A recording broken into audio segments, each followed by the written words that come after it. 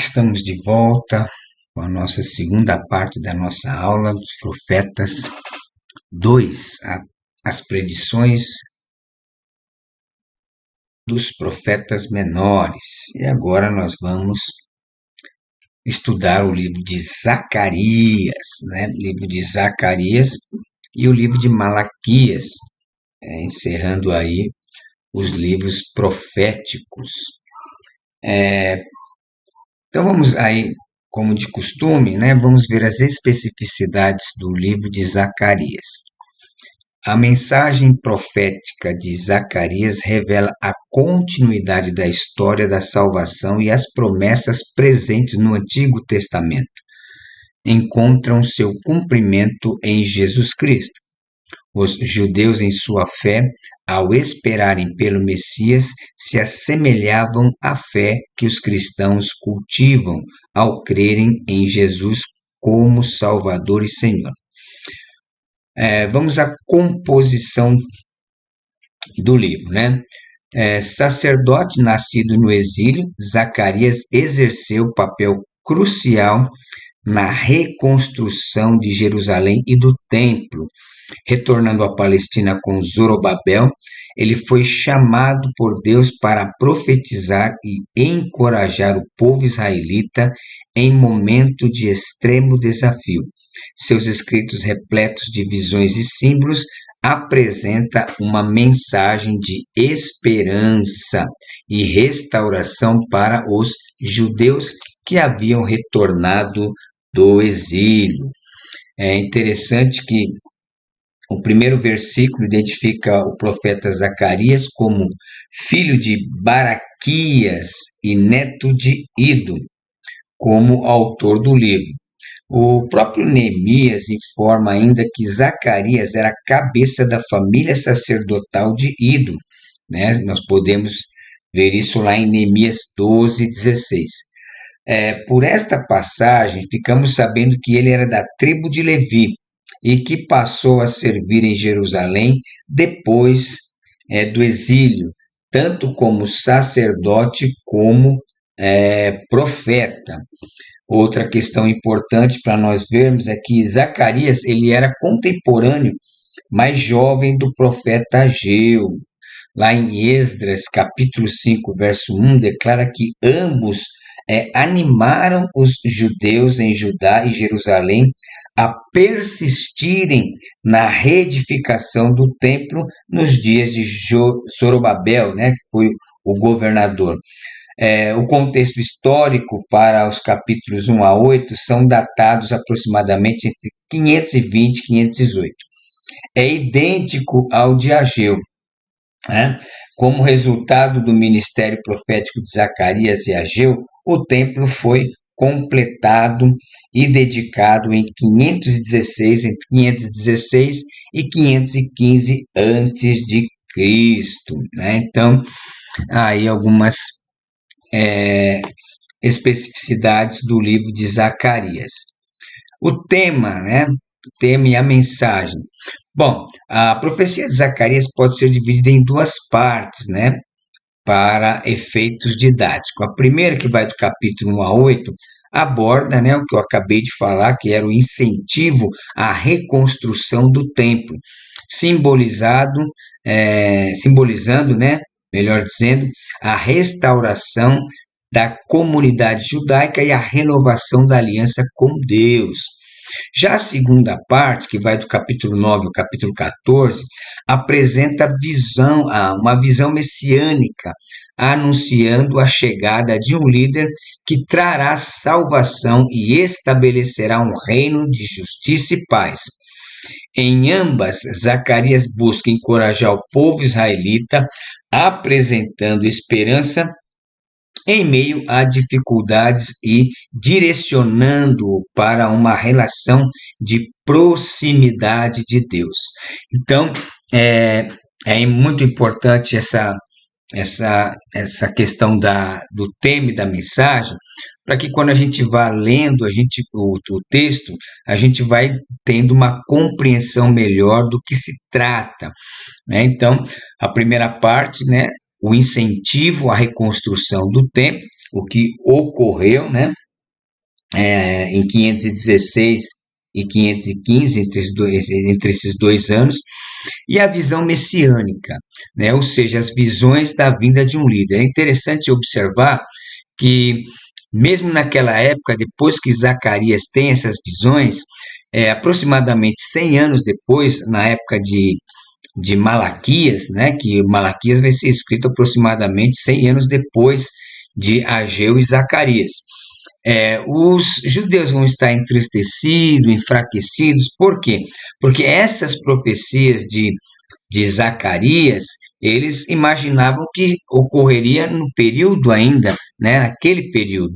Contudo, né, nós sabemos hoje que essas visões, uma grande parte delas, é a visão da vinda do Senhor Jesus Cristo, né, no final da grande tribulação, né?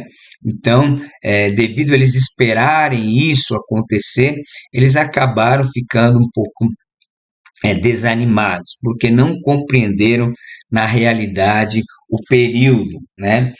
É interessante também nós observarmos que o Zacarias ele havia trabalhado lado a lado com Ageu, mas ao escrever os capítulos finais, né, de 9 a 14, né, os estudiosos creem que foi aproximadamente em 480 a 470, ele já se achava idoso, né? Então, a totalidade das profecias de Zacarias foi enunciada em Jerusalém diante dos 50 mil judeus que haviam voltado de Judá para para a primeira etapa da restauração, tá? Então é importante a gente observar isso. A data dos escritos, 520 a 516, né? Como eu já disse, ele foi contemporâneo de Ageu, Zorobabel e Josué. Zacarias viveu em período capital da história judaica, né? E o seu vaticínio, envolto por visões e símbolos, abarca o contexto da reconstrução do templo, 520 e 516. O profeta participou ativamente desse processo no aspecto de encorajar e apresentar direção ao povo de Deus. Então, essa parte da profecia nós vimos, né? Zacarias ainda estava mais jovem, né? Só que de 9 a 14, né, haviam se passado alguns anos e ele já estava idoso. Então, para ver que a extensão, né, do ministério de Zacarias foi também bem longa. As características notáveis, Zacarias apresenta uma visão abrangente do Messias, revelando sua identidade plural, ao mesmo tempo em que é Deus, ele é também rei e servo, juiz e pastor. Então, em Zacarias, a figura do Messias sobrepuja as expectativas humanas, revelando a complexidade, né, do seu papel na história da salvação. Tá?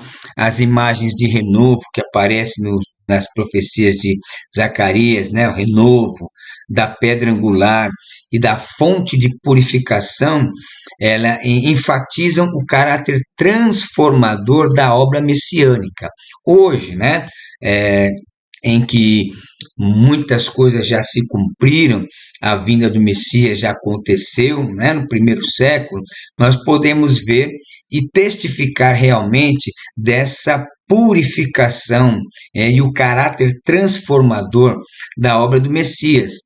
Ou seja, hoje a igreja, ela é igreja justamente por conta dessa transformação, desta purificação que o Evangelho traz, né, à vida do homem, né? O homem, ele não se torna impecável, né? Eu sempre tenho colocado isso, porque às vezes a gente confunde questão de santidade com ser impecável. Impecável nós só vamos nos tornar quando recebermos um corpo glorificado.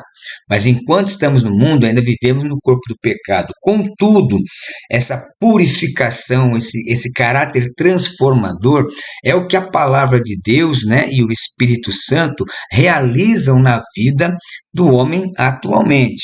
Então, essa visão de Zacarias, né, da missão do Messias, a gente pode considerar que já começou a acontecer. É lógico que no povo de Israel isso vai acontecer na sua plenitude no final de todas as coisas, né?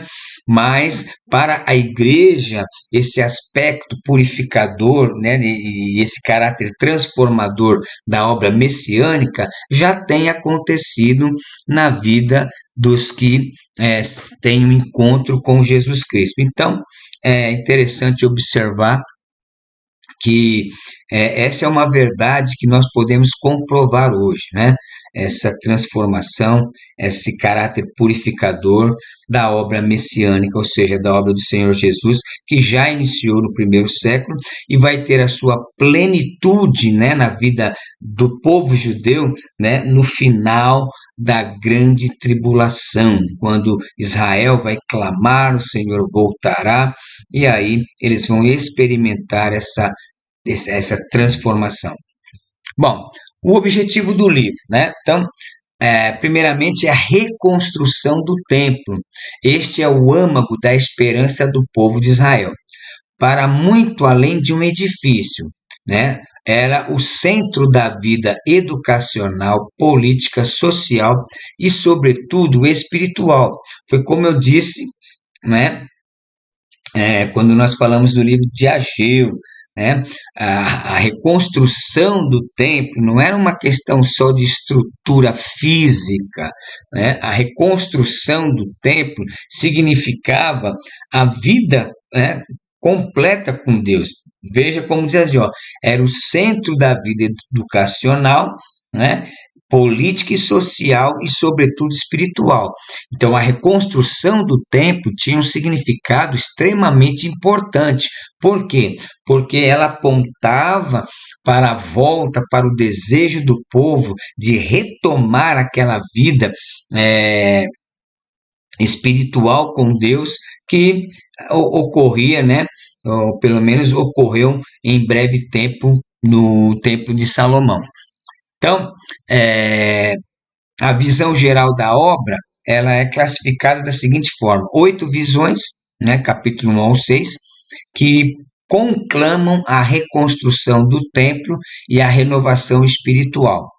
Aí nós temos B, 4 mensagens proféticas, que vai do capítulo 7 ao capítulo 8, que aprofundam o tema da obediência e da esperança. E no capítulo 9 a 14, nós temos 2 sentenças que apresentam uma visão messiânica do futuro. Então, a visão geral, né, você lendo o livro, você vai perceber essas divisões claramente, né, no livro do profeta Zacarias. Então, vamos às considerações relevantes. Então, primeiramente, o profeta conclama o povo judeu ao arrependimento. Olha aí, né? Mais uma vez um enredo, né, profético, teológico acontecendo também no livro de Zacarias. Ou seja, o povo é chamado ao arrependimento. Ou seja, o arrependimento, a chamada ao arrependimento, é uma mensagem central, né, em todos os profetas. Porque Deus, antes de derramar juízos, ou Deus, antes de agir, né, com a sua justiça, até mesmo com a sua ira, ele sempre dá esta oportunidade ao homem, ao povo, do arrependimento. Olha, isso é tão importante ainda para nós hoje, né? Num mundo tão capitalista, né? Numa mensagem tão triunfalista que nós ouvimos hoje, né? Hoje tudo quanto é mensagem se relaciona a aspectos materiais, né? É uma coisa impressionante, né? Hoje, né? Como que até o evangelho se tornou um evangelho muito voltado a bênção, quer bênção, né? E muitas vezes se esquecendo dos aspectos espirituais. A gente serve a Deus primeiramente, não por conta das coisas que Ele pode nos dar, até porque o Evangelho, né, não demonstra essa questão de que você vai ter tudo, vai ter todas as coisas bem feitas, não vai ter problema, não, né? Nós podemos observar na própria vida do Senhor Jesus Cristo, né? O Senhor Jesus Cristo nasceu pobre, morreu pobre, viveu pobre, sentiu fome, sentiu sede, sentiu. Então, esse exagero, né, que nós temos hoje aí, em enfatizar, em relacionar as coisas de Deus unicamente, né, para ter coisas boas, é uma coisa assim que está exagerado. Não que não aconteça, é lógico que Deus nos chama, nos abençoa, nos dá uma condição de vida decente, mas essa ênfase exagerada está um pouquinho desvirtuada realmente do que o que tem que ser o nosso relacionamento com Deus. Mas o Zacarias, ele chama o povo ao arrependimento, desafiando a romper com os padrões dos seus antepassados, né? Que infelizmente muitos dos antepassados dos judeus, eles se voltaram para quê? Para a idolatria, né? Para a imoralidade, para a injustiça social. Então, o profeta chama eles, falou: ó, gente, vamos mudar esse comportamento, né? Foi por conta desse comportamento que nós, né, chegamos a perder tudo que nós tínhamos. Né? Então, os antepassados fizeram isso, justamente desobedeceram aos preceitos de Deus, e com isso, né, ocorreu toda aquela situação. Então, o profeta chama o povo ao arrependimento, a lembrar-se do que aconteceu no passado, para não cair no mesmo erro. Ele denuncia o ritualismo vácuo, né? Ou seja, ritualismo é o quê? É aquela coisa, né? É um culto desprovido de coração. É um culto cheio de rituais, cheio de coisas, mas tá vácuo, tá vazio, né? Então, o Zacarias, ele denuncia esse ritualismo e exorta o povo que busquem a justiça e misericórdia.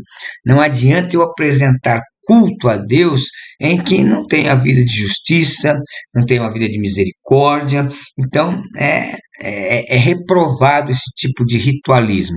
Então, em meio a esse chamado, a renovação, ele apresenta um horizonte de esperança, lembrando que a restauração de Jerusalém e a vinda do Messias em volta de paz e justiça, ou será para todas as nações, né? Então, ele vislumbra, né, o período, né, em que o Messias, ou seja, o Cristo, vai reinar com paz e justiça. E nós cremos que esse reino de paz e justiça, que vai ser regido pelo Messias, pelo Senhor Jesus Cristo, é o período que nós chamamos do período milenial, onde Cristo vai reinar na terra por 1000 anos. Bom, a profecia de Zacarias culmina com a visão gloriosa do reino messiânico, quando Jerusalém será o centro do mundo e todas as nações adorarão ao Senhor. Em suma, a temática da profecia de Zacarias se concentra em arrependimento, restauração e esperança. Veja que é o mesmo enredo, que ocorre nos demais profetas. Bom, vamos as visões. Então vamos lá, capítulo 1 ao capítulo 3, nós temos as 4 primeiras visões do profeta Zacarias, que trazem mensagens de esperança, juízo e restauração para Israel. Primeira visão, os cavalos e os cavaleiros, né? Vamos aí, Zacarias vê um homem montado num cavalo vermelho, acompanhado por outros cavalos vermelhos, castanhos e brancos, que percorrem a terra. Eles relatam que o mundo está em paz, mas Jerusalém e Judá ainda estão em ruínas. Qual o significado, né? Os cavaleiros são enviados por Deus para vigiar a situação da terra. A paz mencionada refere-se ao domínio persa, mas Judá ainda sofre as consequências do exílio.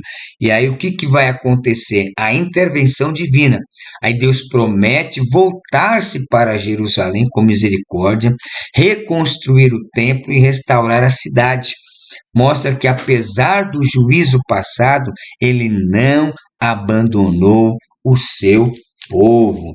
Então, vamos dar uma olhadinha aqui, versículo 16 e 17 do capítulo de número 1. Clama outra vez, dizendo, assim diz o Senhor dos Exércitos, as minhas cidades ainda aumentarão e prosperarão, porque o Senhor ainda consolará Sião e ainda escolherá a Jerusalém. Então, veja aí, né, o profeta, eu vou ler o 16 porque eu li o 17, perdão. Vou ler o 16 agora. Portanto, o Senhor diz assim, voltei-me para Jerusalém com misericórdia. A minha casa nela será edificada, diz o Senhor dos Exércitos, e o cordel será estendido sobre Jerusalém. Clama outra vez, dizendo, assim diz o Senhor dos Exércitos, as minhas cidades ainda aumentarão e prosperarão, porque o Senhor ainda consolará Sião e ainda escolherá a Jerusalém. Então veja aí a Deus prometendo essa intervenção, né, trazendo novamente o consolo, trazendo novamente a sua presença ao seu povo.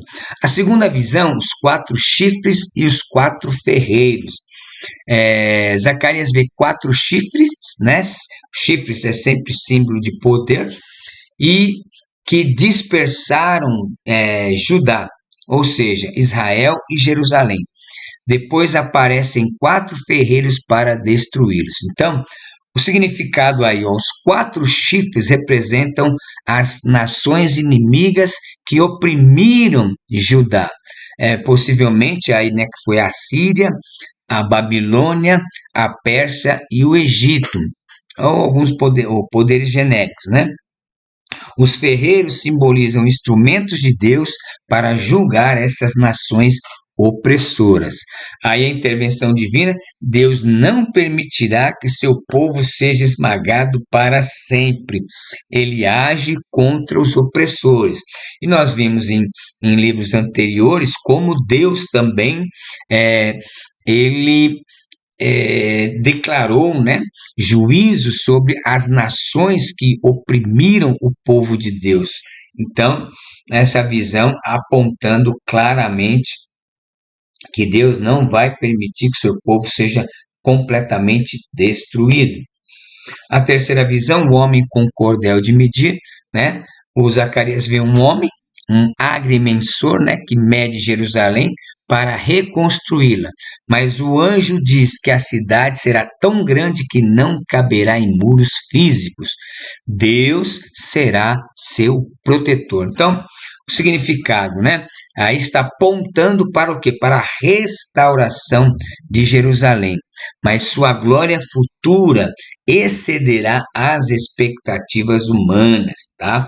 Aí Deus, ele promete habitar no meio do povo e abençoar outras nações, ou seja, a proteção divina substituirá fortificações humanas.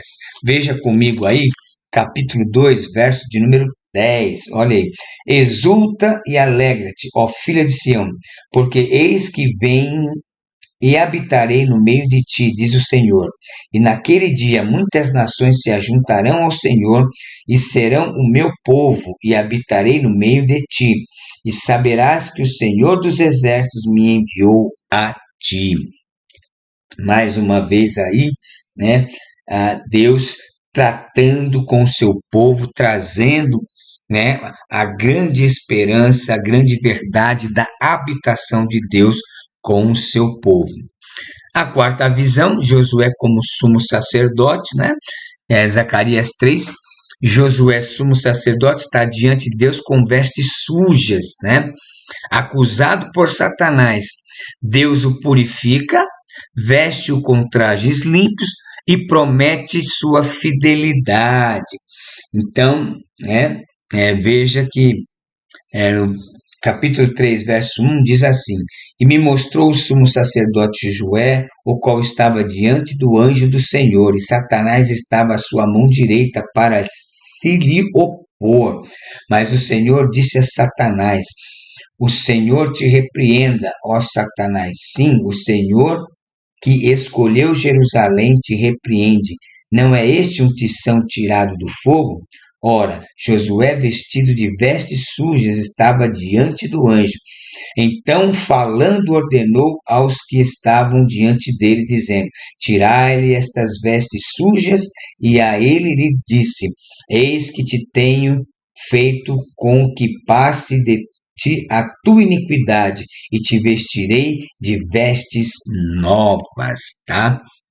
Então, as vestes sujas simbolizavam o pecado, né, do povo e a incapacidade humana de servir a Deus. Ou seja, ninguém consegue, né, ninguém pode servir a Deus, né, em pecado.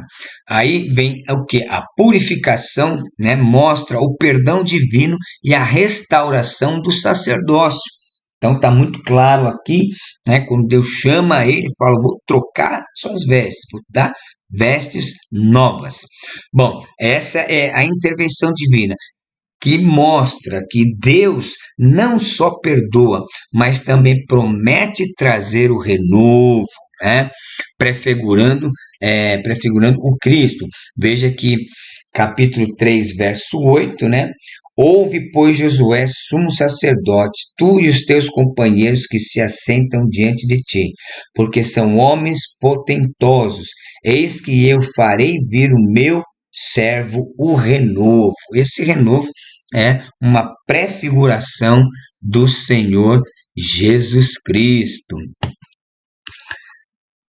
Então, essas visões, né, elas mostram 4 coisas importantes. Primeiro, Deus observa a condição do seu povo, né? Simbolizado ali nos cavaleiros que vêm, né? Segundo, ele julga os opressores, né? Os chifres e ferreiros, né? Terceiro, ele restaura além das expectativas, Jerusalém sem muros. Ele purifica e renova o sacerdócio, né? Simbolizando ali na pessoa do sacerdote Josué. Então, todas apontam para um futuro de esperança e a ação graciosa de Deus na história, né? Não somente daquele povo, mas também como de todas as nações. Bom, a visão de Zacarias é a coroação de Josué, que vai do capítulo 4 ao 6. Então, as últimas visões de Zacarias continuam a revelar o plano divino de juízo, purificação e restauração, culminando na simbólica coroação do sumo sacerdote Josué. Veja aí, né, as 2 oliveiras, né, e também vai entrar agora no simbolismo que o profeta Zacarias vai ter na sua visão, né, que é o candelabro de ouro e as 2 oliveiras, né? Olha aí, o candelabro de ouro, né, tá aqui bem no meio, né, aqui, e as 2 oliveiras. Então vamos lá. Então a quinta visão, né, a descrição Zacarias vê um candelabro de ouro com 7 lâmpadas, alimentado por 2 oliveiras, identificadas como os 2 ungidos. Bom, Deus diz a Zorobabel, que é o governador de Judá, que a reconstrução do templo será concluída. E ele diz, nem por força, nem por poder, mas pelo meu espírito. Então, o significado desta visão, o candelabro representa o quê? A luz de Deus sobre o seu povo, né? Israel como testemunha. Depois nós vamos ver que quando o Messias, né, o Cristo nasce, Jesus certa feita, ele diz: eu sou a luz do mundo. né? As duas oliveiras simbolizam Zorobabel, o líder político, e Josué, o sumo sacerdote, mostrando que a restauração depende da liderança conjunta e do Espírito de Deus. Por aí nós observamos, né, o quanto é importante as lideranças, né? Lideranças que estejam alinhadas com Deus, com o Espírito Santo. Então, a mensagem divina é o quê? É a obra de Deus, não depende de recursos humanos, mas da sua provisão sobrenatural, né? Hoje, infelizmente, muitos, né, acham que a obra depende do homem, depende da força do homem, depende da posição do homem, mas a obra de Deus não depende de recursos humanos, mas da sua provisão sobrenatural. Não adianta ter, né, provisões, não adianta ter recursos se a presença de Deus não estiver. Não adianta nada disso se o agir sobrenatural de Deus não estiver no meio do seu povo e, como no nosso caso, estiver no meio da igreja. Podemos até ter recursos, né? O que temos hoje, né? Recursos nós temos. Mas se esses recursos não estiverem permeados pelo poder, permeados pela ação sobrenatural de Deus, se torna, né, um vazio. Bom, a sexta visão do rolo voante, né? Um enorme rolo, ou seja, um pergaminho voante escrito com maldições, pairam sobre a terra. Representa o decreto de juízo contra os pecadores, especialmente ladrões e perjuros, que usam o nome de Deus em vão. Então, o rolo simboliza a lei divina e o seu juízo inevitável contra o pecado. A purificação, né? Deus não tolerará a injustiça em seu povo restaurado.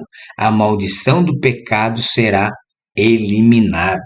Então, mais uma vez aí o profeta, né, tendo a visão futurista, né? Bom, a sétima visão foi a visão da mulher no Éfa. Uma mulher personificando a iniquidade é aprisionada dentro de um éfa. O que era um éfa? O éfa era uma medida de grãos, né?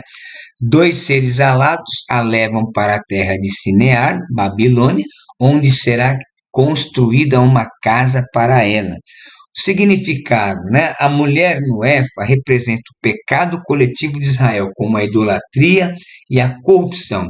Seu transporte para a Babilônia mostra a remoção definitiva do mal do meio do povo de Deus. Aí temos aí o juízo e purificação. Assim como o exílio purgou Israel, né, porque uma das grandes verdades é que depois do exílio babilônico, Israel nunca mais foi um povo idólatra, né? Então purgou realmente, né? O cativeiro babilônico trouxe aí, né, uma limpeza, que até hoje nós podemos ver, né, Israel não é um povo idólatra. Tá? Deus agora limpa o seu povo para uma nova era.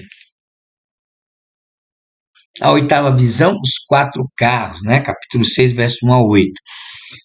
Quatro carros puxados por cavalos, vermelhos, pretos, brancos e malhados, saem entre as montanhas de bronze.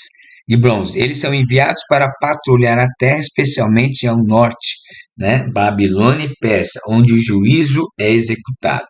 Os carros representam anjos ou instrumentos divinos, como está lá também em Apocalipse, capítulo 6.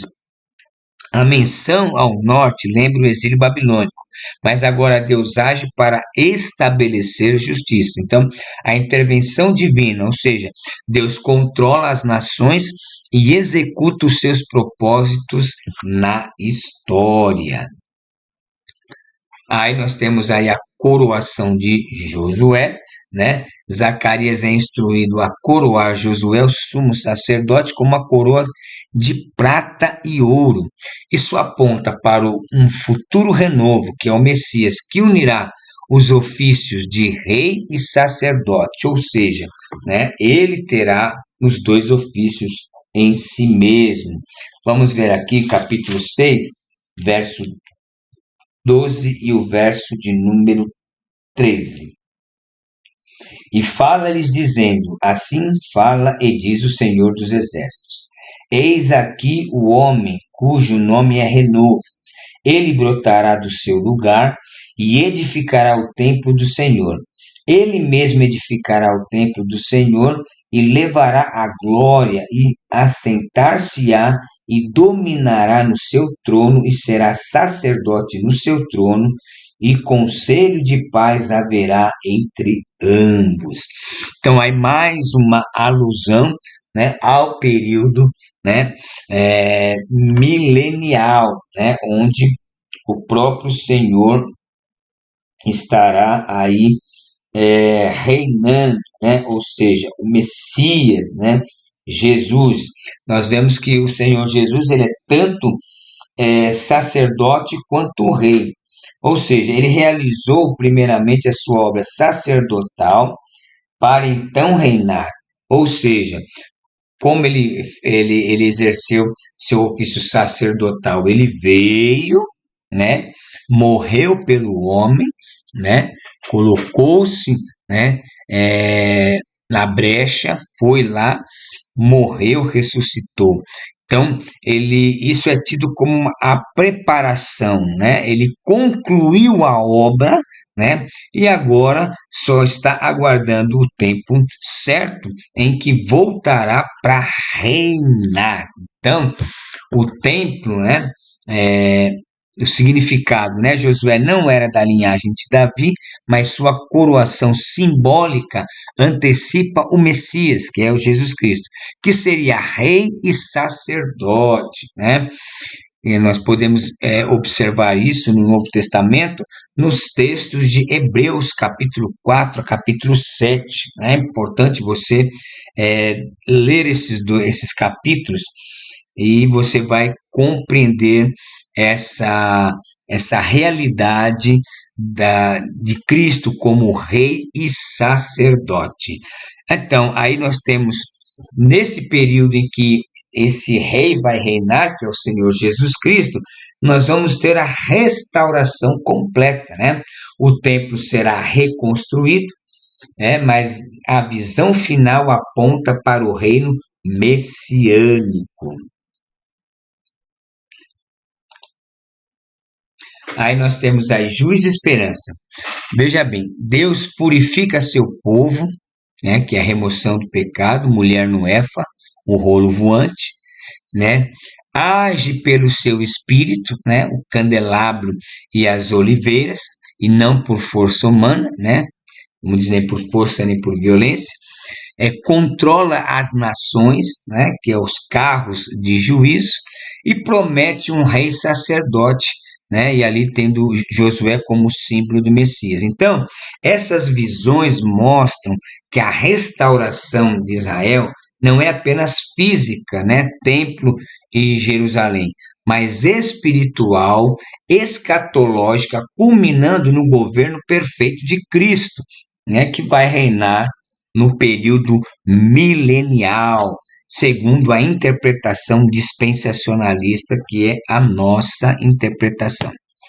Bom, duas mensagens do Senhor, né, que vai do capítulo 7 ao capítulo de número 9. Em Zacarias 7, o Senhor repreende o povo por seus jejuns vazios e ritualismos sem coração, né? Eles jejuavam em memória da destruição de Jerusalém, mas sem verdadeiro arrependimento ou justiça social. E Deus questiona, né? Vamos aqui, capítulo 7, versículo 5. Olha só. Fala a todo o povo desta terra e aos sacerdotes, dizendo: quando jejuastes e pranteaste no quinto e no sétimo mês, durante estes 70 anos, jejuastes vós para mim mesmo, para mim, mesmo para mim. é uma pergunta, né? Veja só, estes 70 anos jejuastes vós para mim, mesmo para mim? Ou quando comestes e quando bebestes, não foi para vós mesmos que comestes e bebestes?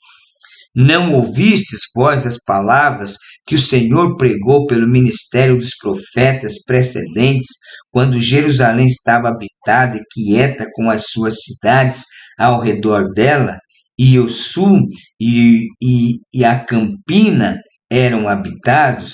Então veja que ele vai questionando. Aí, verso 8. E a palavra do Senhor veio a Zacarias, dizendo: Assim falou o Senhor dos Exércitos, dizendo: Executai juízo verdadeiro, mostrai piedade e misericórdia, cada um ao seu irmão, e não oprimas a viúva, nem o órfão, nem o estrangeiro, nem o pobre, nem tente o mal, cada um contra o seu irmão no seu coração, né? Então veja, Deus conhece o coração e sabia que aqueles jejuns, perdão, e todo aquele ritualismo era uma coisa sem coração, ou seja, não era verdadeiro, não era real, né? E essas coisas Deus olha no coração humano, né? Então ele vê e não adianta, né? É como nós sempre dizemos e ouvimos na igreja, né, contemporânea. É, é, eu não posso ver o teu coração, mas Deus vê todas as coisas. Isso é uma grande verdade. Não adianta ter ritualismo, não adianta ter práticas, né, espirituais como jejuar, se não tiver o coração, um arrependimento, uma contrição, um desejo, né, da presença de Deus. Por isso Deus questiona: foi para mim que vocês jejuaram? Né? Então, o objetivo desta mensagem aos judeus é chamar o povo à obediência genuína, lembrando que o culto aceitável deve vir acompanhado de misericórdia, de retidão e cuidado pelos vulneráveis, como nos dias dos profetas anteriores. Vamos fazer uma ponte para nós? É a mesma coisa. Às vezes nós olhamos na igreja, aquela multidão de pessoas, mas tem uns que não conversam com outros, tem outros que falam mal do outro, né? E tem uma série de interferências. Aí a pergunta vem: será que Deus tem recebido esses cultos nossos? Será que Deus recebe esses cultos em que eu estou sentado, mas tem uma pessoa lá que eu não falo com ela, um irmão? Então é importante essa mensagem de Zacarias para o povo de Israel, ela é muito bem aplicada para nós hoje também, né? Para a gente nos posicionar, né? Também, porque Deus ele vê todas as coisas. O pastor não vê, os obreiros não vê, a igreja não vê, mas o Deus que sonda os corações, ele sabe de tudo. Bom, em Zacarias 8, a mensagem muda para promessas de restauração e esperança, né? Ou seja, Deus declara: voltei para Jerusalém com misericórdia, e promete transformar a cidade em um lugar de paz, prosperidade e bênção para todas as nações. Vamos ver esse trecho, capítulo 8, verso de número 20. Assim diz o Senhor dos Exércitos: ainda sucederá que virão povos e habitantes de muitas cidades, e os habitantes de muitas cidades. Os habitantes de uma cidade irão a outra, dizendo: vamos depressa suplicar o favor do Senhor e buscar o Senhor dos Exércitos. Eu também irei. Né? Assim virão muitos povos e poderosas nações buscar em Jerusalém o Senhor dos Exércitos e suplicar a bênção do Senhor. Assim diz o Senhor dos Exércitos: naquele dia sucederá que pegarão 10 homens de todas as línguas das nações, pegarão sim na orla da veste de um judeu, dizendo: iremos convosco, porque temos ouvido que Deus está convosco.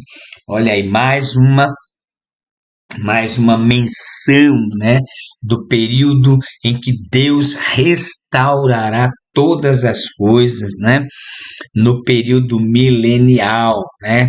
Bom, a exortação final de 8, 16 e 17 reforça: falem a verdade, julguem com justiça e planejem o bem uns aos outros, mostrando que a bênção divina está vinculada a uma vida de fidelidade prática. Então fica muito claro, né, que a vida com Deus, ser povo de Deus, é muito mais do que uma aparência, é muito mais do que um ritualismo. Ela tem que envolver o coração, tem que envolver o ser em toda a sua totalidade, tá? E isso é importante. Então, o resumo, né? Capítulo 7 denuncia o formalismo religioso e chamado ao arrependimento autêntico, né? Abandonar o formalismo, ter um arrependimento para ter um culto verdadeiramente aceito por Deus. Capítulo 8, promessa de restauração futura, condicionada a uma comunidade justa e missionária. Então, ambas as mensagens equilibram juízo e graça, exigindo santidade enquanto apontam para o plano redentor de Deus. Aleluia! Bom, aí nós temos aí capítulo 9 ao capítulo 11, vaticínios sobre o Messias, né? Aí as visões de Zacarias, né, voltadas ao reino messiânico. Então, nos capítulos 9 a 11, Zacarias, Deus revela o seu cuidado pelo povo através de profundas promessas messiânicas que apontam para a vinda de um rei humilde, justo e redentor. No capítulo 9, o profeta anuncia a chegada triunfal, né, do Messias. Vamos aqui, capítulo 9, verso 9. E olha como isso se cumpriu cabalmente, né, no período em que Jesus esteve no mundo. Né, uma profecia autêntica e verdadeira que se cumpriu. Então veja só: alegra-te muito, ó filha de Sião, exulta, ó Jerusalém, ó filha de Jerusalém, eis que o teu rei virá a ti justo e salvador, pobre e montado sobre um jumento, sobre um asninho, filho de jumenta. Aí a gente lembra o dia que Jesus entrou montado num jumento e os judeus ali colocando aquelas folhas. Então isso se cumpriu claramente, né? Então essa é a primeira vinda do mestre, né? Este rei quebrará os arcos de batalha e trará salvação, não pela força militar, mas pela justiça divina, ou seja, né? Ele trouxe a justiça divina ao morrer na cruz pelo pecado da humanidade, apresentando aí a justiça divina e também o favor divino. Além disso, Deus promete libertar seu povo como um pastor que resgata suas ovelhas. Olha o verso 16. E o Senhor, seu Deus, naquele dia os salvará como ao rebanho do seu povo, porque como pedras de uma coroa, eles serão exaltados na sua terra. Oh, glória, né? Além disso, né, Deus promete libertar seu povo como um pastor que resgata suas ovelhas, mostrando que o Messias será tanto um libertador quanto um governante pacífico. Já nos capítulos 10 e 11, o Senhor contrasta a infidelidade dos líderes corruptos com a fidelidade do verdadeiro pastor, o Messias. Enquanto os falsos pastores abandonam o rebanho, né? Olha aí capítulo 11, verso 4 e verso 5. Assim diz o Senhor, meu Deus, apacenta as ovelhas da matança,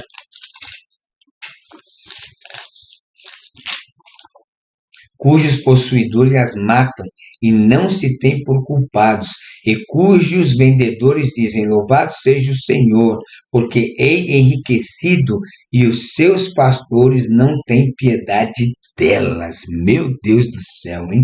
Que coisa terrível. Então Deus levanta um pastor que unirá, né, Judá e Israel. Veja capítulo 10, verso 6. E fortalecerá a casa de Judá, e salvarei a casa de José, e tornarei a plantá-los, porque me apiedei deles, e serão como se os não tivessem rejeitados, porque eu sou o Senhor, seu Deus, e os ouvirei. E será rejeitado, ou seja, né? Agora, deixa eu ver uma coisa aqui. Isso. Aí esse será rejeitado, aí está falando do Messias. Olha aí, capítulo 11, verso 12 e 13. E foi quebrado naquele dia, e conheceram assim os pobres do rebanho que me aguardavam, que isso era a palavra do Senhor. E eu disse-lhe: se parece bem aos vossos olhos, dai-me o que me é devido, e se não, deixa-o ir. E pesaram meu salário 30 moedas de prata, né? Ou seja, Jesus foi vendido por 30 moedas de prata. Então, um texto aí prefigurando a traição e o sofrimento de Cristo. Bom, apesar da apostasia do povo, o Senhor não os abandonou, mas promete restaurá-lo sob o governo do Messias, né? Capítulo 10, verso de número 12. E eu os fortalecerei no Senhor, e andarão no meu nome, diz o Senhor. Então, esses vaticínios revelam que o cuidado de Deus não se limita ao livramento político, né? Como muitos judeus esperavam, né, na primeira vinda de Jesus, né? Mas cumpre plenamente a vinda do Redentor divino, que pastoreia, salva e reina eternamente. Bom, aí temos as predições sobre a salvação de Israel, né? Aqui capítulos também enfatizando bastante a questão do período, né, pós grande tribulação e início do milênio. Então, nos capítulos 12 a 14 de Zacarias, o profeta revela um cenário de juízo e redenção final para Israel. O Senhor anuncia que Jerusalém será cercada por nações inimigas, né? Olha aí, capítulo 12, né? Isso aqui é o que nós chamamos, né, de Batalha do Armagedon. É por isso que essas profecias é importante você ler, né, estudá-las junto com o livro do Apocalipse, tá? Capítulo 12, verso 2 e 3. E eis que porei Jerusalém como um copo de tremor para todos os povos em redor, e também para Judá, quando do cerco contra Jerusalém. E acontecerá naquele dia que farei de Jerusalém uma pedra pesada para todos os povos. Todos os que carregam com ela certamente serão despedaçados, e ajuntar-se-ão contra ela todas as nações da terra. Tá? Olha só. Então, aqui nós estamos tendo aí, né, a destruição, né, dos inimigos do povo de Deus, o arrependimento e a purificação do povo de Israel. É interessante nós notarmos que esse ajuntar-se contra ela todas as nações, isso aí é claro que é no fim dos tempos, né? As nações reunir-se-ão contra Jerusalém, né? Israel. Deus, porém, intervirá destruindo os inimigos do povo de Deus. As potências mundiais serão derrotadas naquilo que é chamado Batalha do Armagedon. Isso aí nós podemos ver lá, capítulo 16 e o verso 16 de Apocalipse. Então vamos dar uma lidinha lá para você compreender bem. Capítulo 16, verso 16. E diz assim, ó: e os congregaram no lugar em que hebreu se chama Armagedon. Né? Então veja que Armagedon, que é localizado no centro-norte da Palestina, né? Significa Vale de Megido, né? Será o ponto central da batalha, né? Que é naquele dia, né? Que o Deus Todo-Poderoso. Né? Então, nessa guerra será travada perto do fim da tribulação e acabará quando Cristo voltar para destruir os ímpios, né, para libertar seu povo e para inaugurar o seu reino messiânico. Então veja aqui o Zacarias tendo a visão, né, a visão do final dos tempos. Bom, haverá choro e arrependimento, como quando se chora pelo primogênito. Olha o 10, olha que coisa linda. E a casa de Davi e sobre os habitantes de Jerusalém derramarei o meu espírito de graça, de súplicas, e olharão para mim a quem transpassaram e prantearão como quem pranteia por um unigênito e chorarão amargamente por ele, como se chora amargamente pelo primogênito. Então, quando o anticristo, né, ele reunir as nações para ir, né, contra Israel, a Israel vai clamar, aí o Senhor virá juntamente com a igreja, que 7 anos antes já foi arrebatado, e quando eles olharem, né, verem esse retorno, a palavra de Deus diz que Deus vai derramar do Espírito de graça. Então eles, ao verem, eles vão reconhecer, olha, não era este o homem que nós, né, levamos à crucificação? Então vai ser um, um, um momento assim muito triste, eles vão reconhecer, mas vão chorar, né? Agora, no entanto, Deus mesmo intervirá, defendendo Jerusalém com poder sobrenatural e derramando espírito de graça e súplica, preparando o caminho para a restauração. Esse castigo não é o fim em si mesmo, mas o processo de purificação que levará Israel a reconhecer o seu Redentor. Então veja que interessante, né?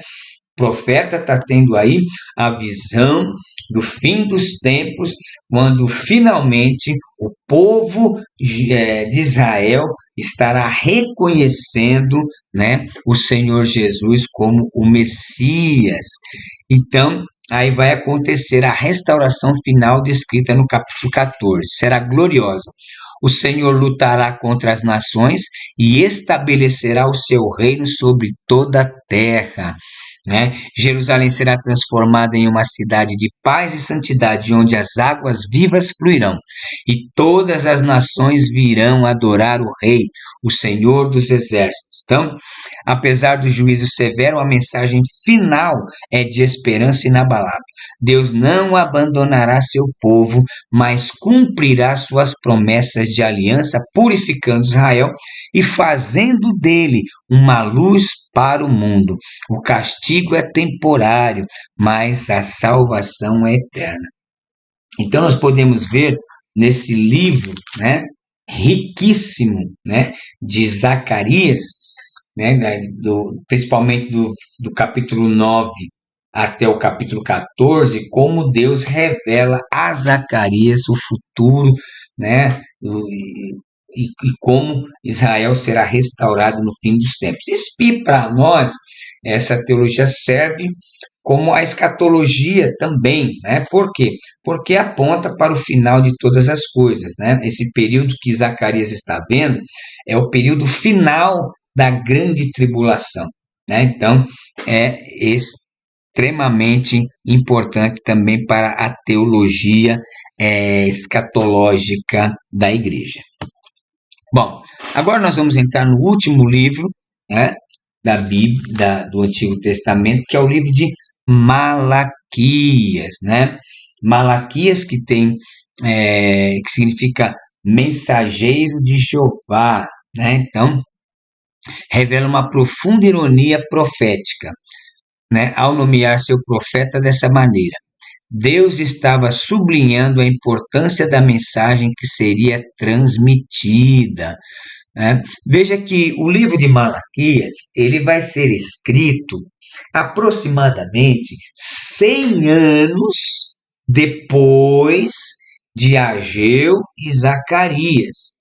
Então, a gente vê assim um livro atrás do outro, né? Mas a gente precisa entender o contexto, né? Os fatos do livro de Zacarias, perdão, de Malaquias, vão acontecer, né, 100 anos depois, tá? Então, esse seria o último dos profetas menores, o último elo em uma longa cadeia de mensageiros divinos. Por meio do seu nome, o Senhor estava alertando o povo de Israel sobre o silêncio, né? Aí não é silência, né? É silêncio. Deixa eu acertar aqui. Sobre o silêncio profético que seguiria. Um período de escuridão espiritual que duraria cerca de 4 séculos. Então, né? Antes dos 400 anos, que é chamado 400 anos de silêncio, né? Porque o livro de Malaquias até João Batista apresenta um período de aproximadamente 400 anos, tá? É chamado período do silêncio, período interbíblico. Só que, apesar de ser considerado esse período que vai entrar aí, um período de silêncio profético, muita coisa vai acontecer nesses 400 anos, né? É nesses 400 anos é onde Deus vai preparar o mundo para a chegada do Messias, né? Que Paulo vai chamar período como a plenitude dos tempos, tá? Mas vamos aí. Ainda dentro dessas especificidades, composição do livro, né? Pouca informação temos de Malaquias. Seu nome é mencionado no início do seu livro e em nenhum outro livro do Antigo Testamento ocorre citação desse nome. Sua forma de escrita é dialética, né? Os dias em que Malaquias vive são de espera. Embora o templo já fora reconstruído, não houve em seus dias algo extraordinário, né? Que tenha ocorrido.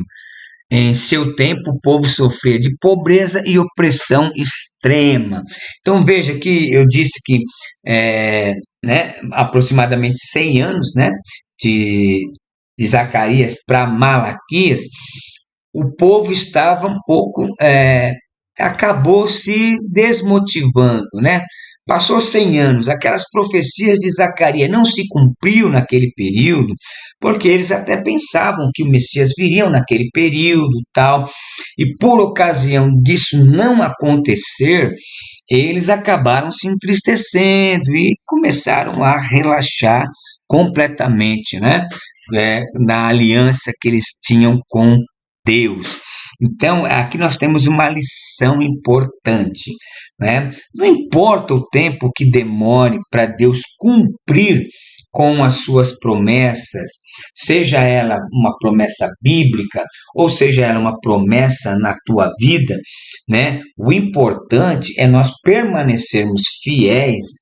O importante é nós confiarmos na soberania de Deus, porque em todos os livros dos profetas, né, nós temos a teologia que nós extraímos desses livros, é o quê? É a soberania de Deus. Deus é soberano sobre todas as coisas.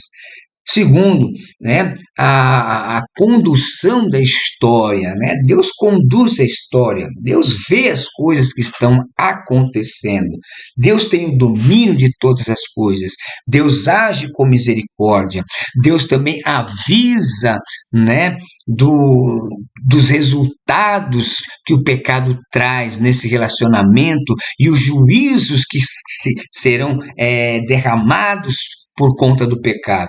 No nosso caso, no Novo Testamento, já está tudo certo. O dia do acerto de contas, o dia da vinda de Cristo, o dia do grande trono branco, o dia em que vai se iniciar, né, o reino milenial. Então está tudo pronto.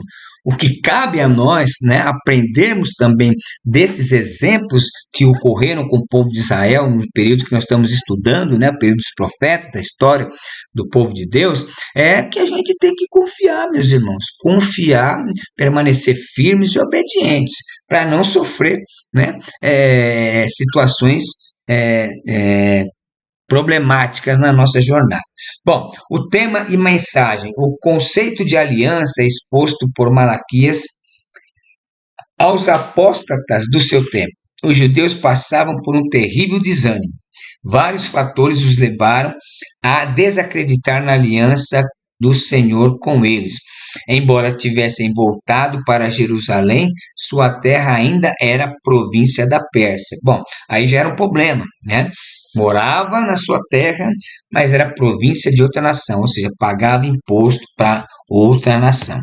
Bom, as profecias de restauração e esperança para o período pós-exílico não se cumpriram com eles, pois não eram para os seus dias. Veja, que profecias de restauração, né, se fala aqui, das que nós vimos no livro de Zacarias, né, que está para um tempo ainda bem ainda para frente, né? Então, por conta disso, né, o desânimo acabou tomando conta do povo, né?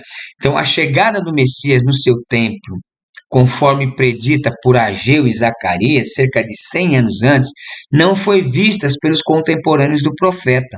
Com isso, ao invés de depositarem sua confiança na soberania divina, acabaram duvidando da aliança de Deus para com eles. Malaquias então exorta o seu povo a respeito do amor divino para com os seus, além de fazer uma série de exortações quanto à infidelidade dos sacerdotes e também do povo, né? Então, mais uma vez o povo errando novamente, mais uma vez Deus levantando uma voz profética para tentar colocar novamente o povo nos trilhos, tá? A data dos escritos, difícil afirmar uma data para o período de Malaquias. Sabe-se, porém, que é de um período pós-exílico. Provavelmente seu livro tenha sido escrito no período em que Israel fora dominado pelos persas, que foi no período de 539 a 333 a.C., podendo ser situado em 432 e 425 a.C., cerca de 100 anos após Ageu e Zacarias. As características notáveis, Malaquias é um prelúdio dos 400 anos de silêncio, né?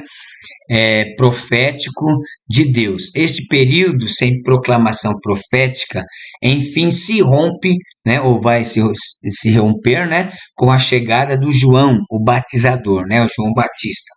A chegada de João é prevista pelo profeta Malaquias no primeiro versículo do capítulo 3 de seu livro. Vamos dar uma olhadinha? Eis que envio meu anjo, que preparará o caminho diante de mim, e de repente virá ao seu templo, o Senhor a quem vós buscais, o anjo do concerto a quem vós desejais. Eis que vem, diz o Senhor dos exércitos. Então, tá aí, né, a profecia da chegada de João Batista.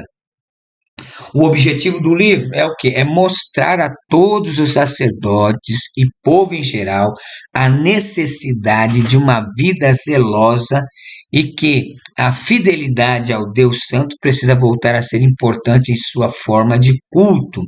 Malaquias encoraja seu povo que passava por um desalento terrível e, consequentemente, estava negligenciando a aliança com o Senhor, além de exortar os judeus a respeito da fidelidade e compromisso com Deus. Malaquias relembra, né, do amor e do Senhor no decorrer da história. Então, né, veja que todo problema do povo vai desembocar também onde? Né? Justamente no culto. É justamente no culto que vai ocorrer vai ser mais transparente essa infidelidade, né, dos judeus nesse período de Malaquias. A visão geral da obra, Malaquias leva o povo à reflexão. De forma intuitiva, ele trabalha a dialética, argumentando a respeito das verdades divinas e a realidade dos seus contemporâneos, que seus contemporâneos estavam experimentando. Os sacerdotes são veementemente criticados por sua forma de vida torpe e que precisava urgentemente de ajustes. O profeta alerta também o povo para que volte a confiar no amor divino e aprenda a se alegrar no Deus que os livra do cativeiro, que os livraria do cativeiro. Então, veja só a forma de vida dos sacerdotes, né, eram terríveis.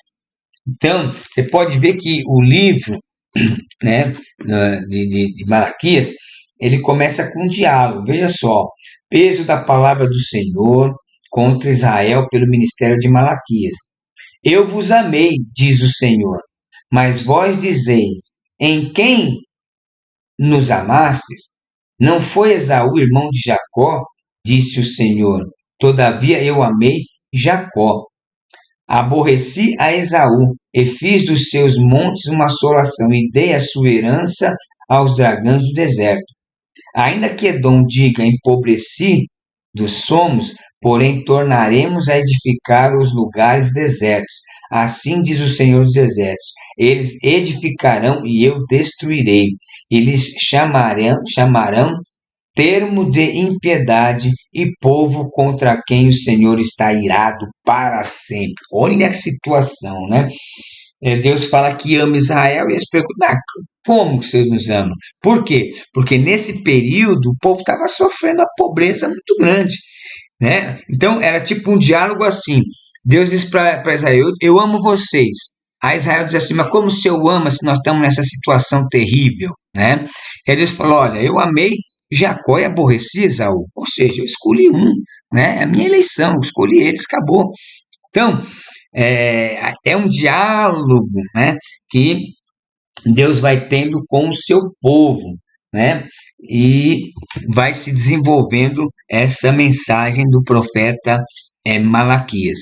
Então, os sacerdotes são veemente criticados, né, como eu já disse, né, o profeta alerta o povo, né, ou seja, confia no Senhor. E é como nós vimos, né, Deus fala que ama, eles perguntam como o Senhor nos ama, né, se nós estamos numa situação difícil. Aí Malaquias retrata as desilusões e dúvidas do povo e o declínio da fé, por este não confiar na soberania de Deus. O profeta refuta o pensamento de seus dias, isto é, se de fato valia a pena servir ao Senhor. Ele denuncia o desprezo a Deus, o ritualismo vazio, a corrupção sacerdotal de seus dias, o abatimento do povo e as indagações vazias do porquê não serem abençoados em seu contexto, né? Foi como nós acabamos de ler. Eu amo vocês, mas como? Como é que o Senhor ama nós se nós estamos nessa situação, né? Nessa situação terrível. E outra, né? Eles, né? No culto, eles eram terríveis. Estavam levando animais cegos, animais aleijados, animais mancos. E isso era proibido, né? O animalzinho para o sacrifício, ele tinha que ser perfeito. Então, esse é o desenvolvimento e o desenrolar, né, do contexto histórico do livro do Malaquias. E aí os pontos relevantes, né? O livro de Malaquias destaca a importância da fidelidade a Deus e denuncia as práticas corruptas do povo de Israel, que havia se afastado dos princípios divinos. O profeta denuncia o sacrifício de má qualidade oferecido no templo, né? Ou seja, eles levavam animais mancos, animais, né, que não estavam em condições de serem sacrificados, né, para serem oferecidos a Deus.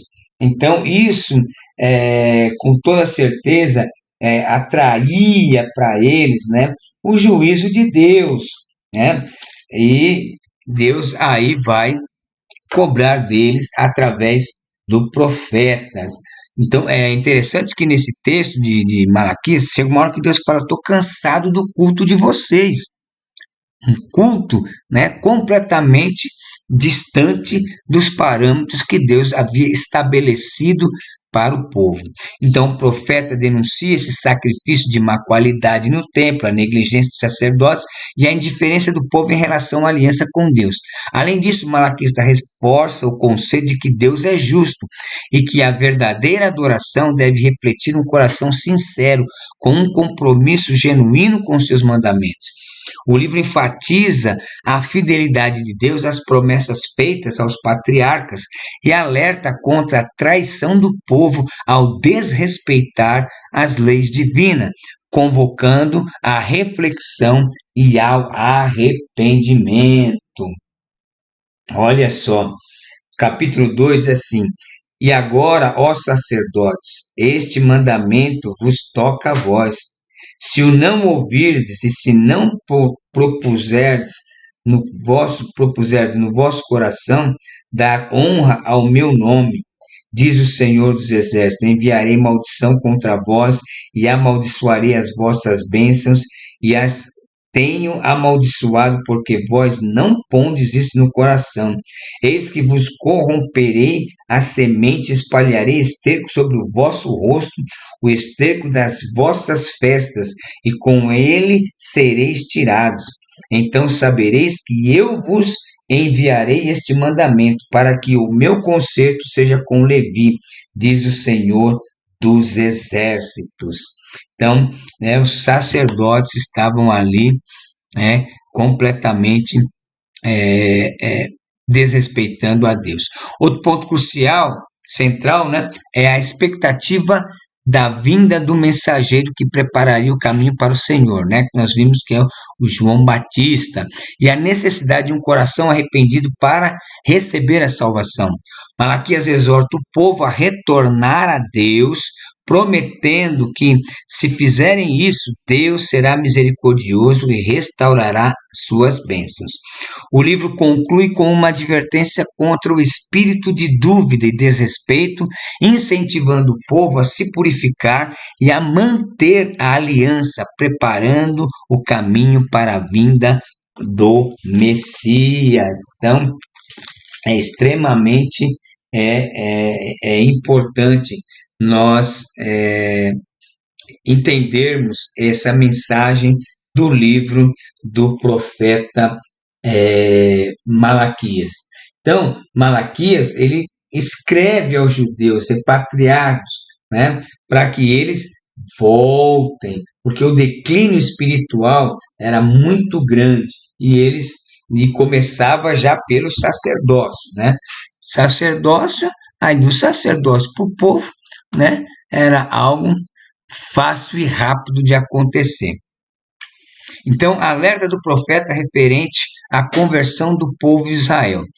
No capítulo 1, Malaquias inicia com uma forte denúncia contra o povo de Israel por oferecerem sacrifícios que não são dignos de Deus. O profeta alerta que Deus merece o melhor e não aceita oferta de animais manchados ou defeituosos, pois isso demonstra desprezo pela santidade de Deus, Isso é muito claro, que olha aqui no versículo de número 8 do capítulo 1, como o profeta Malaquias diz ao povo: porque quando trazeis animais cegos para o sacrifício, não faz mal, e quando ofereceis o coxo ou o enfermo, não faz mal, ora, apresenta-o ao teu príncipe, terá ele agrado em ti? Ou aceitará ele a tua pessoa? Diz o Senhor dos Exércitos. Agora, pois, suplicai o favor de Deus, e ele terá piedade de nós. Isto veio da vossa mão. Aceitará ele a vossa pessoa? Diz o Senhor dos Exércitos. Quem há também entre vós que feche as portas e não acenda em vão o fogo do meu altar? Eu não tenho prazer em vós, diz o Senhor dos Exércitos, nem aceitarei da vossa mão a oblação. Nossa, então Deus não estava aceitando, nenhum tipo de sacrifício, porque não estava de conformidade com o que Deus exigia. Bom, Malaquias também denuncia a negligência dos sacerdotes, que desrespeitavam o altar e desvalorizavam a reverência devida ao Senhor, incentivando assim uma atitude de complacência e hipocrisia entre o povo. O alerta é claro: a verdadeira adoração exige sinceridade, compromisso, reverência, e a falta disso leva à condenação divina. Então, era esta a situação do povo no período do profeta Malaquias. Além disso, Malaquias exorta o povo a reconhecerem que Deus é o Senhor do universo e que seu amor por Israel é eterno, mas que essa relação exige reciprocidade. né? O profeta destaca que a desonra que eles demonstram nas ofertas revela uma atitude de desrespeito e rebeldia contra Deus, que merece o melhor de suas vidas. Então, a mensagem central é a necessidade de uma conversão genuína, onde o povo abandone práticas hipócritas e retorne de coração para Deus, demonstrando a verdadeira reverência e arrependimento. Os últimos alertas, né, capítulo 3 e 4 do profeta, Malaquias faz um apelo urgente à fidelidade do povo, destacando que Deus enviará um mensageiro que preparará o caminho para a vinda do Senhor. Ele adverte que quando Deus chegar, haverá um processo de purificação como fogo que consome a prata e o ouro para purificar o povo de suas impurezas. Malaquias também denuncia a injustiça social, a exploração dos pobres e a negligência na adoração, clamando por uma reforma espiritual e moral. Ele reforça a fidelidade de Deus, que a fidelidade a Deus trará bênçãos e proteção, enquanto a desobediência resultará em maldições e julgamento. Por fim, nos capítulos finais, o profeta faz uma reivindicação clara que o povo se volte para Deus de todo o coração, obedecendo às suas leis e vivendo uma vida de integridade. Ele promete que se o povo se arrepender e buscar a Deus sinceramente, ele abrirá as janelas do céu, derramará bênçãos abundantes. Malaquias também denuncia que antes do grande dia do Senhor, virá o profeta Elias para restaurar os corações dos pais aos filhos e vice-versa, preparando o povo para a vinda do juízo final. Os capítulos concluem com um apelo à vigilância e à esperança na misericórdia de Deus, que promete retornar a trazer justiça e salvação para aqueles que permanecerem fiéis. Então nós vemos aí, né, quando o profeta vai terminando o seu livro, capítulo 4, verso 6, ele vai dizer assim: e converterá o coração dos pais aos filhos e o coração dos filhos a seus pais, para que eu não venha e fira a terra com maldição. Então, o ministério aqui está apontando para o ministério vindouro, né? Teria por objetivo reconciliar as famílias com Deus e consigo próprio, isto é, entre seus respectivos membros, né? Então, foi o que o profeta, né, o João Batista direcionava a sua pregação neste sentido, né? Não poderá haver bênção nem vida abundante no Espírito se o povo de Deus não fizer da autoridade familiar, do amor e da fidelidade as prioridades absolutas da igreja. Ou seja, a pureza e a retidão do lar precisam ser mantidas. De outra forma, nossas congregações fracassarão, tá? Então, essa é, né, a síntese da nossa lição final dos profetas. Que você possa ler esses livros, são livros de poucos capítulos que dá para você tranquilamente ler o capítulo, ler as referências, ler o livro para que você possa ter uma compreensão cada vez melhor, né? Que Deus abençoe e até a próxima aula.